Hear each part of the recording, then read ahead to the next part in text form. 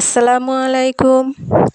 পেঁপে দিয়ে আজ আমি একটি নতুন আইটেম তৈরি করে আপনাদেরকে দেখাবো। বাচ্চারা এবং বড়রা কেউই কাঁচা পেঁপে খেতে চায় না, তাই কাঁচা পেঁপে খাওয়ার একটি সুন্দর আইটেম তৈরি করছি, মিষ্টি আইটেম।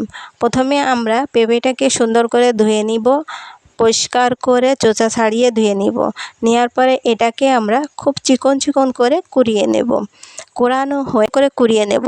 নেওয়ার পরে এটা আমরা ফ্রাই প্যানে দিয়ে রান্না করব। আমি প্রথমে ফ্রাই প্যানটি চুলায় দিব। ফ্রাই প্যান গরম হয়ে গেলে এর ভিতর 2 চামচ ঘি দিব। ঘি গরম হয়ে গেলে কয়েক টুকরো এলাচের ফল দিব। এলাচের ফলগুলো একটু নাড়াচাড়া করব। নাড়াচাড়া করার পর এর ভিতর পেঁপেগুলা দিয়ে সুন্দর করে নাড়তে থাকব। একটু নাড়াচাড়া করা হয়ে গেলে এর ভিতর একটু লবণ দিব। লবণ দিয়ে আর একটু নাড়াচাড়া করব। তারপর এর সঙ্গে আমি চিনি অ্যাড করব। চিনি অ্যাড করব। চিনি দিয়ে সুন্দর করে নাড়তে থাকবো। নাড়তে নাড়তে যখন দেখব যে না একটু হয়ে সিদ্ধ হয়ে আসছে, আঠা আঠা হয়ে আসছে, তখন এর ভিতর আমি একটু দুধ দিব। দুধ দিয়ে নাড়াচাড়া করে ঢেকে দিব। ঢেকে দেওয়ার পরে একটু যখন হয়ে আসবে তখন একটু আলগা করে দিয়ে আরেকবার নেড়ে দিব। নাড়াচাড়া করে ঢেকে রাখবো। 2-1 মিনিট পরে ঢাকনা তুলে এটাকে আমি আর একটু ভালো করে নেড়ে সুন্দর করে নেড়ে নেব। নেড়ে নেওয়ার পরে দেখব যে হয়ে গেছে। দুধটাও শুকিয়ে যাবে, এর সঙ্গে মিশে যাবে।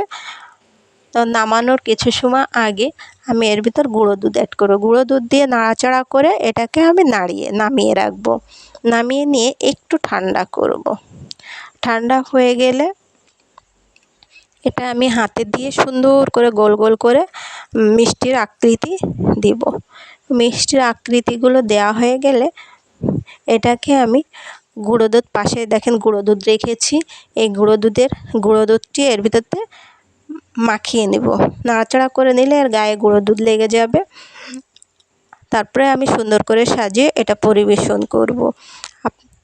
এটা যখন কাউকে খেতে দেওয়া হবে সে কখনোই বুঝতেই পারবে না এই আইটেমটি বা এই মিষ্টিটি আমি কি দিয়ে তৈরি করেছি। আপনারা বানিয়ে খেয়ে দেখবেন, খুবই সুন্দর এবং সুস্বাদু। কেউ বুঝতেই পারবে না। আপনার বাসায় যদি কোনো মেহমান আসে, বাসায় কিছু না থাকলে চট জলদি এই আইটেমটি তৈরি করে দিতে পারেন। ধন্যবাদ। দেখতে ভালো একটা